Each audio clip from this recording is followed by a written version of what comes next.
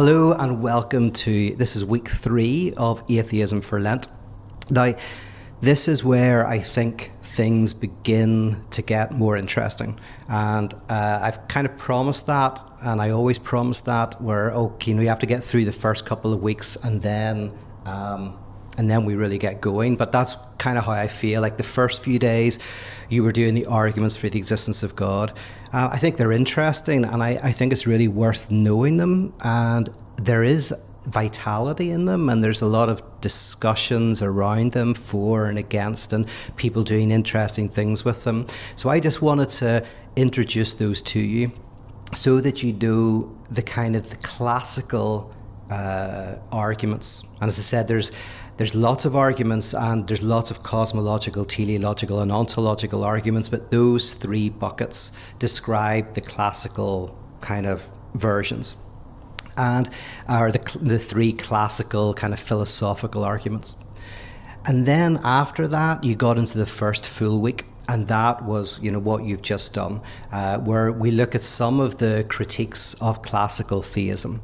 And already there is probably a sense in which the atheistic critique is intertwined with what it critiques. That's particularly noticeable in Jean Meslier, who dedicated his life as a priest and went to seminary, and so his critique arises not as a theistic critique as such, but a critique that comes from within. But what happens this week, and this is why I think this is the first kind of interesting turn, is where atheism and theism start to become more intimately intertwined. So if the first week was the affirmation, the second week was the negation, this third week is the negation of negation.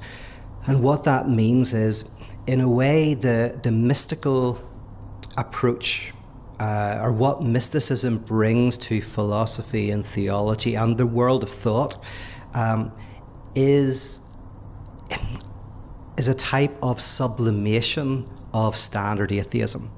It actually brings the atheistic critique that you've been looking at in the previous week, and it sees it as a type of purification process, a type of kind of Lenten practice. In fact, that this week was very much a core part of the very first few Atheism for Lents, where we looked at atheism as a spiritual purification process. That's very much within a lot of mystical thought. So what I want to do, I don't want to take up too much of your time, but I do want to talk you through what you're going to encounter this week. And I've been playing around with the order, so I'm quite happy with the order now. And there's a couple of changes as well for people who did the course last year. We're going to start with a very standard expression of what's called apophatic theology. So theology traditionally has what's called the cataphatic tradition, which is affirmative theology, what you can say about God, the things that you feel that kind of describe the essence of the divine. And then you have this tradition that is very, very rich and very subtle called the apophatic tradition. And the apophatic tradition is where theology sees its primary process or primary purpose to be a type of negation. That every time we think we grasp God or the object of religious faith, or try to speak of that which we feel overwhelmed by, we always kind of enter into idolatry. There's something inherently idolatrous about strong conceptual notions of this object of faith. And so theology is a particular type of discourse that is designed so as to maintain a dimension of mystery, a dimension of unknowing. Anselm was one of the thinkers who I think put this most powerfully when he described God not as the greatest conceivable being, right? So if you think of whatever the word God means, Anselm's like, whether you believe in God or not, don't worry about that. But what do we mean when we use this word God? He said, what we mean is that which is maximally perfect. right? So when we use the word God, we're thinking of a maximally perfect being, not a brilliant being, not a fantastic being, not some hyper intelligence out there in the universe that has evolved for millions more years than ourselves, but rather that which is maximally great in all perfections. And so Anselm said that God cannot be the greatest conceivable being, right? Because then you could think of something greater than God, right? If you think that God is the greatest thing that we can conceive, then you can think of something better than that, which is that which cannot be conceived. And so he says, in the very definition of God, there has to be this notion of a beyond conception. Because by definition, if God is conceivable, then you can think of something greater than God, and that's impossible. That's kind of, you fall into a vicious circle. So Anselm is one of those types of mystical thinkers who says that the signifier God is a particular type of signifier that signifies something that cannot be signified. So the signifier God signifies something that cannot be signified. Now again, this idea has continued to have a rich tradition, and we see it in, for example, the world of post-structuralism, deconstruction, where Jacques Derrida, the philosopher, would talk about how a word like freedom or justice is a signifier that has something that cannot be signified. So when we say that we love freedom, there's a certain sense in which we always define freedom in relation to our own heritage, our own culture, and if we think that that defines it completely, freedom becomes unfreedom. Freedom becomes oppressive.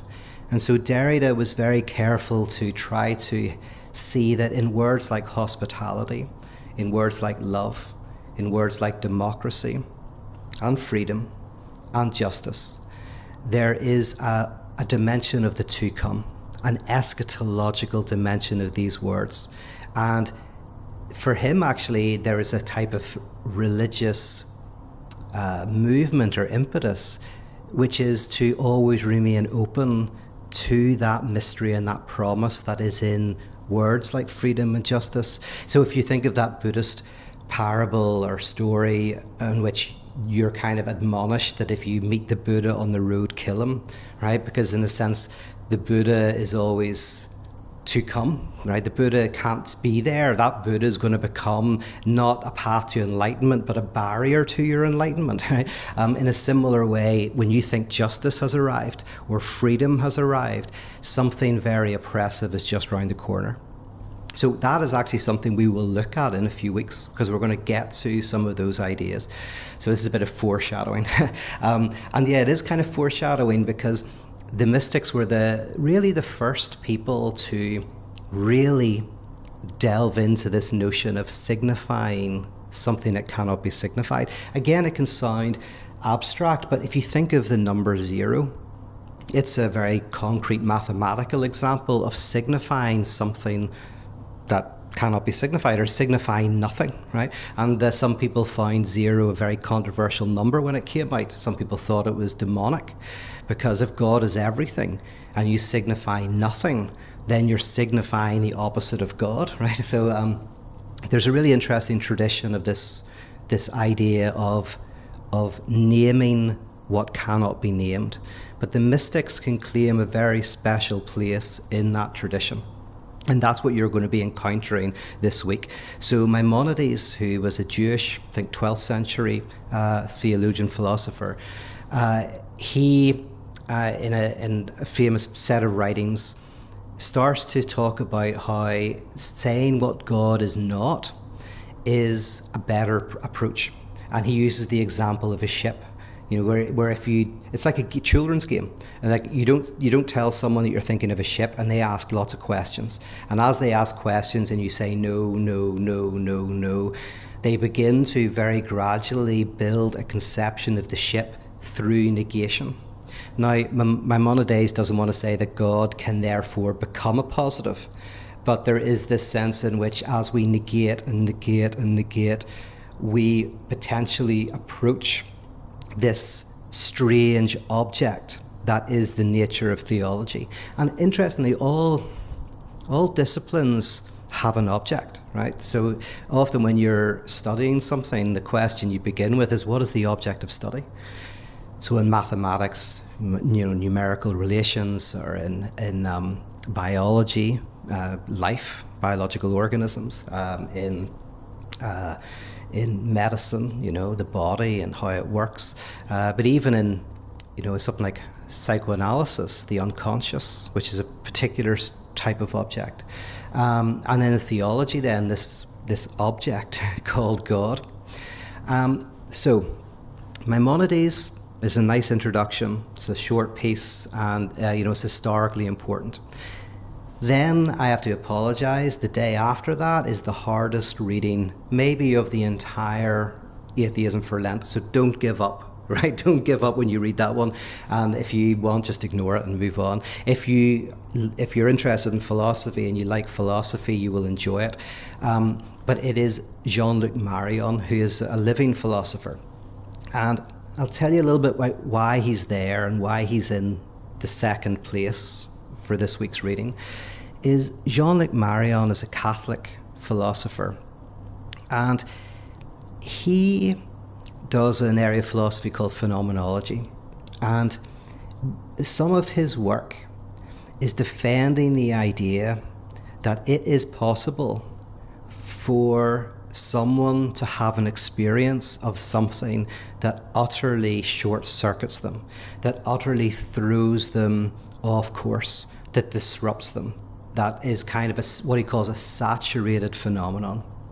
And the reason why Marion is so careful to argue that saturation is possible, this is a possible experience to have, is because he wants to say that is the religious experience. Like if the word religious experience, that term, has any meaning, it means that you feel that you have been overwhelmed by something wholly other. Holy meaning set apart, different. Now, from a mathematical perspective, you could think of, I don't know if you've ever watched these YouTube videos where they say, what would it look like for a 4-dimensional spatial object to enter a 3-dimensional space? So you have and so what they do is they look at, well, what would it look like for a 3-dimensional object to enter a 2-dimensional space? So if you imagine, right, we live in 3 dimensions, 4 with time, 3 spatial dimensions, right? Imagine then there were some people on this surface who lived in a 2-dimensional world. What would it look like if, say, a sphere entered that 2-dimensional world? And I don't know if I'm going to be explaining this well, you might want to look this up, but the way it would look is that at first there would be a dot. If we lived in a 2-dimensional world, a dot would appear, and then the dot would gradually get bigger into a circle, and that's as the sphere passes through this dimension, right? You imagine the tip of the sphere looks like a dot from my perspective. As the sphere goes through, to me it looks like a circle getting bigger and bigger. And then as the sphere continues to pass through, the circle then gets smaller and smaller till it becomes a dot. So I just use that as an example of how something, could appear from a higher dimension, and it would look weird. It would look weird to us, but it would look like something. So in a not dissimilar way, the analogy doesn't hold completely, but in a not dissimilar way, Marion is saying that there's a certain set of experiences that people can claim to have where they feel overwhelmed, and it's a very unique type of experience, and he has spent a lot of time really articulating what that looks like. So in this reflection, you're going to get like 2 pages of philosophy. I'm going to tell you what he's saying in it, and as I say, if you're new to philosophy, just plow on through, or stick it into ChatGPT. ChatGPT is very good at philosophy these days. But in a nutshell, he's using philosophical terms to describe, I'd say, 3 ways that you can experience something. And he uses terms like intuition and intention. These are words, and signification and fulfillment, right? So what all that means is that he says that we have an idea of things and we experience things. So intention is kind of our thoughts about something, and intuition is really just how that is experienced, right? So I might have an idea of what a cat is, and then I see a cat and I stroke a cat. And Jean-Luc Marion is using the work of Immanuel Kant, the philosopher that one of the canonical philosophers, who famously said, if I can get the quote right,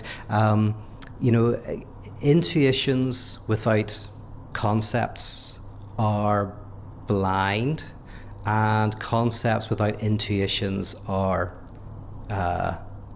poor. Not sure if that's it. Basically what he said, what he means is this, is if I meet cats but I have no concept of what a cat is, I can't conceptualize it, I see the cat but I can't kind of grasp what I'm seeing. But if I have a concept of a cat, I never meet a cat, I'm missing something, the richness of the experience. These two things come together in some way.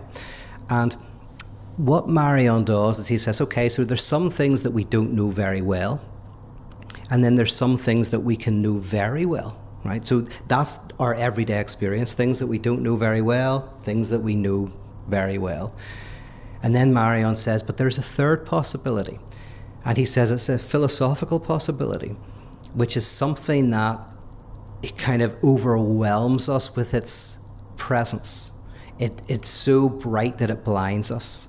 It's so majestic that we are kind of blinded by its insight. So we don't have, it's almost like you can not know something because you haven't really encountered it. But this is not knowing something because you're overwhelmed by it. And one mystic used the image of a ship sunken in the depths of the ocean, where he said that the ship is in the ocean and the ocean is in the ship. But the ship contains only a fragment of the ocean, and the ocean contains all of the ship. So the religious experience is being like the sunken ship. I want to say a couple more things about Marion, and then we'll move on. Marion wants to be careful that he doesn't sound too woo-woo, right? So he says actually saturated experiences are very common. It's not just religious experiences. So if you go to an art gallery, you can look at a piece of art, and the piece of art's very small. It's there, but it's so overwhelming in terms of meaning that you can come back to it again and again and again. If it's a great piece of art and it really touches you, that piece of art becomes like an infinite well. It seems to never be exhaustible in terms of how it can speak to you. And so he says that's a type of saturated phenomenon. And he uses other examples. He says, if you've worked on cars all your life, you're a mechanic, you might not know anything. If I come with a textbook and tell you how an engine works, you might look at the textbook and not really know what it's talking about, but you just know how the engine works. You've got this intuitive sense of the engine, but it's not conceptual, it's bodily, right? And then what Marion does is, and some of the supplemental reading, if you want, you can go off and see this in depth. But he says that, using Immanuel Kant, he says that a religious experience saturates us simultaneously in every possible way. And there's basically 4 different ways that we can be saturated. And in other work, he articulates what those are and says the religious experience is where he calls it at one point a saturation of saturation. We are overwhelmed in terms of all of our senses, all of our conceptual apparatus and it kind of then it arises as a type of awe, a type, not fear as such, but awe that is the unique religious experience. Now Marion, as I say, in this work in particular that you're encountering, he's very careful not to argue that this will ever happen to anybody. Now, of course, he thinks it does, but he's very careful to go, I'm not saying it does or it doesn't. He says, as a philosopher, I'm just saying that this is a possible experience, and it's one that people of faith sometimes testify to. So it's a very subtle reading of the kind of, I think, the core of the mystical insight, which is that an unknowing, not that comes from ignorance, but an unknowing that comes from an excess. And that's very, very key. There's unknowing that comes from not reading, and there's an unknowing that comes from really immersing yourself in something, and you come to know what you do not know. But this is a redoubling of that. This is a kind of a type of event that changes you, changes how you experience, but is not itself experienced. That's actually very key. His religious experience for Marion is not an experience of something, because God can't even be experienced. It's what it changes your experience of everything. So that's the key for Marion. Okay. Then I want to move on to the day after. This is a new piece, which is Blaise Pascal, who's a thinker that I've always liked. He's such a brilliant writer, and he never published anything in his lifetime in terms of philosophy. But when he died, there was a set of notes called Pensées, which is his thoughts. And they were gathered together, and it was his attempt to reflect on the life of faith, but also a type of apologetics, trying to encourage people to enter into the life of faith.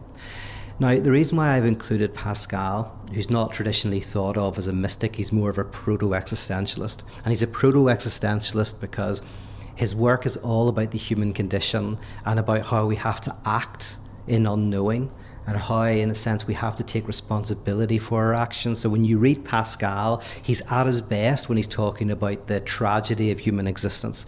He's at his best when he's talking about human misery. And when he's talking about how we have to, in a sense, wager in life. You know, we all know about Pascal's wager, and that's actually not what you're getting here. But in a sense, Pascal is saying, well, life is a wager. There's a certain sense in which we never know what we should do about the most important things, whether it's love or in work. We have to make decisions, often not knowing what to do, but we have to, in a sense, still give ourselves wholly over to those decisions in the midst of a radical unknowing. Now, what Pascal does is very subtle, and I think it complements Marion. Because if Marion is saying religious experience is possible, right? If it doesn't, God may not be there might not be any object of faith, but if there is some supreme reality, absolute, then it is possible that there would be an experience of that, and he kind of outlines what it would look like. Well, Pascal says the same thing in a very different way, but Pascal makes the same argument in Pensées. And Pascal's argument is he has three what he calls orders: the order of the body, the order of the mind, and the order of the heart. And I think this is the best way to understand Pensées, by the way, is to always bear in mind those three orders. Because the work is very disparate, and it's hard to put together, and different authors have put the pieces together in different ways. But I think the best way to understand it is these three orders. And in the first order is the order of the body. And in a nutshell, I have a course on Pascal, which I actually link to, which you can do for free. So if you want more on this, you can see it. But in the order of the body, basically that is about pleasure, bodily pleasure, about status and symbols, about fine food, going on nice holidays, just the life of hedonism. Not necessarily bad either, just the life of bodily pleasure. And Pascal argues in Pensées that we want a fulfillment in life, and we want things that will be pleasurable, but we are constantly frustrated, right? We're constantly bored by things or suffer.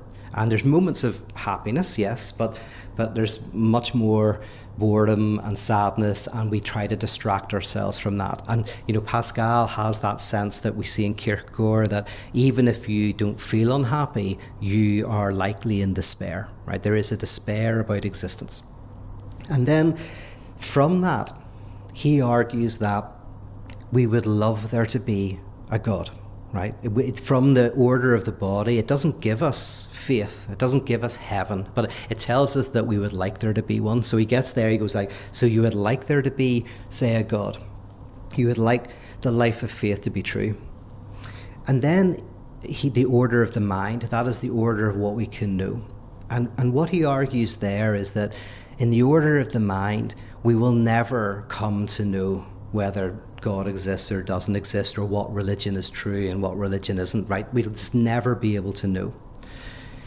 But he does argue that reason can get us to the point where it's reasonable for us to seek. So now we've got, one is we hope that it's true, and it's reasonable that we should ask and we should seek. And what he means by seek, because you can't seek with your mind, you can't get there. He says to seek, what that means is to become receptive, to be like an antenna, and to become receptive to the possibility of something transcendent, something otherwise than being. And that receptivity is evidenced in doing things that people who say they've had that experience do. So he says, give yourself over to prayer, to the various kind of rituals that you see people do, and giving to the poor and whatever it is, the religious rituals. And he says you may not get anything out of it, but he says it's reasonable to seek. In fact, for him, it's the only reasonable position. He says there's only two reasonable people in the world: those who seek God with all their hearts because they don't know God, and those who serve God with all their hearts because they do. And then what Pascal says is the order of the heart. If you're lucky, you will experience a type of pleasure that the order of the body promises but can't give you, and a level of assurance that the order of the mind kind of would promise but can never deliver on. And that is, say, this conversion of the heart. So if Marion is saying religious experience is possible, then Pascal is saying that you should be receptive to that. You should try to open yourself up to that and seek it through various practices that historically are connected with that. And then now I'll move on. I'll do the last few very quickly. After that is Rudolf Otto, who was a very important, really 20th century thinker, 19th, 20th century. He wrote a book called The Idea of the Holy. And it's a very beautiful book, and you get the entire book as part of the course. I've given you chapter 2 to read, although the chapters are small, so that's not too big. And I've recommended you might want to do chapter 3 as well if you're on a roll.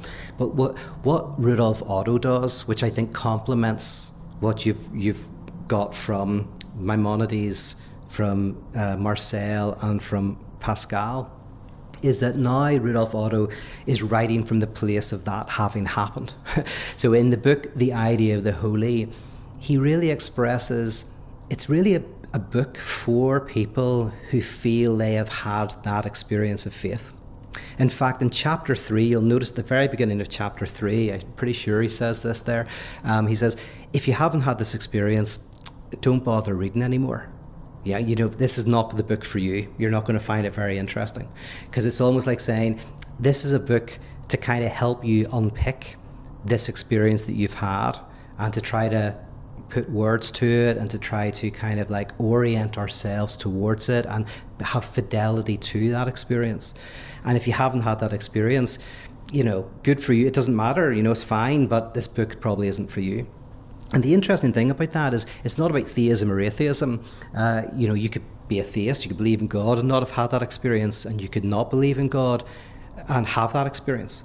So it's more, have you had this experience of what he calls the numinous, the holy other, the holy, right? And he's going to define those in this reflection, so you'll come to kind of understand what these words mean. The numinous, the noumenal, which is a term in philosophy that is kind of used for that which we cannot grasp through our experience and our conceptual apparatus. There's the phenomenal world, which we can, and there's the noumenal, which we can't. So Rudolf Otto now writes from that place, and that's actually very common within a lot of religious traditions, conservative religious traditions as well, and especially with a lot of theologians, is they're just writing from within this. They're not arguing for it. They're not putting positions forward. If you read someone like Karl Barth, there's no argument for God or anything. It's kind of just going, if you find yourself in the heart of this event, then let's, understand it together. I mean, of course, he has an evangelical dimension, whatever, but it starts from kind of within this experience. So that's Rudolf Otto. So if Marion is saying that the religious experience is possible, and Pascal is saying that we should actually seek it and be receptive to it, then Rudolf Otto's reflection is one that says, and this is kind of a way of understanding it if that has happened to you. And then after that, we have Hildegard of Bingen, and she was a mystic who had these ecstatic visions, and she was a composer and a playwright, and she what we've got is a piece of music from her that what was the musician, Jocelyn McCarthy, I think is her name, worked with Lynch, the director, to put some of her music into kind of contemporary form, and you've got a piece of music that will be a reflection, which will be nice after you've done 3 days or 4 days of kind of intellectual stuff, especially the Marion. I apologize. And then after that we have, is there one more? I think that might be it. If I've missed one, oh yes, oh no, how could I forget Meister Eckhart? Meister Eckhart, one of the greatest of the mystics, probably the greatest mystic, whose work remains vital and interesting today. It's a sermon of his. I wanted to finish with a piece of music, almost like a church, right? You've got the music on that day, and then the next day you have a sermon. And it's one of the, I think it's Sermon 26, but it's one of his most famous sermons where he has the phrase, I pray, therefore, God, rid me of God. So you have the intellectual stimulation at the front end of this week, you have some music in the middle or near the end, and then finish with this beautiful, powerful, very esoteric sermon by one of the greatest mystics, where he prays, God, rid me of God. Okay, let me see if there's any comments on the video. I don't know if there is. Oh, there might be. Hello, Tim. Sherry, hello. Remember you from Spark. Hopefully you can come back someday. I think that's on the card, so I hope that works. Chris, great to see you, man.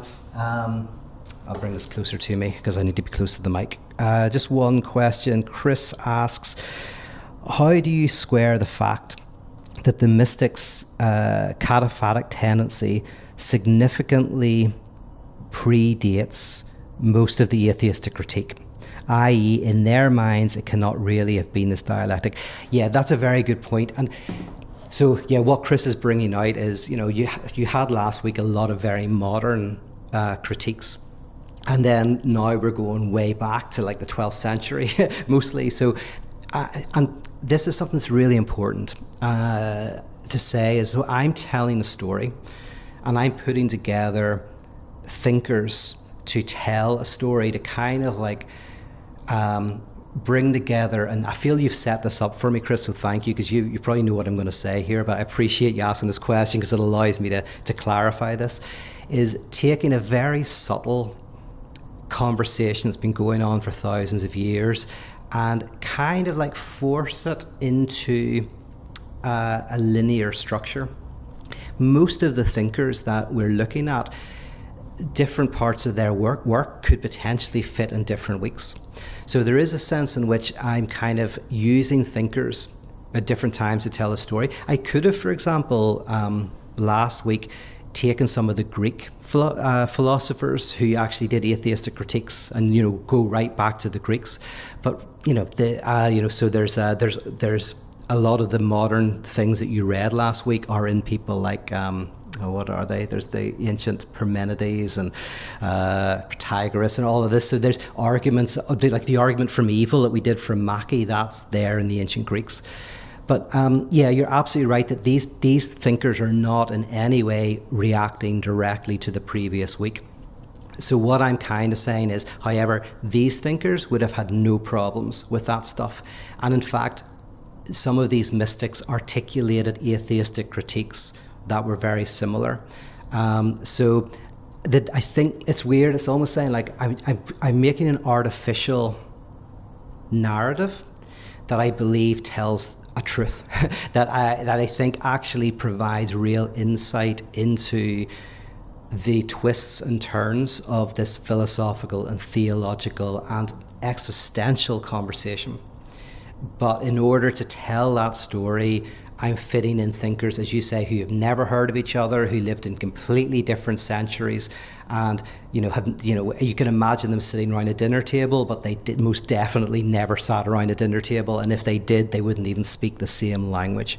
So I don't know if that helps up. I appreciate you asking that, because it is important. I really stand by the structure. But as I say, yes, I have had to kind of put people into conversation, in inverted commas, that were never in conversation. All right, listen, thank you so much for the ones who are live, and everybody else. I appreciate you doing this. Keep going. Don't worry about the marathon. Some of you will love the marathon. That's the case. But some of you might go, what is this about? But there's also some I think this is where we get into some very interesting stuff. Remember the WhatsApp group. Would love to hear your thoughts there. And I will see you all next week. Take care. Bye-bye.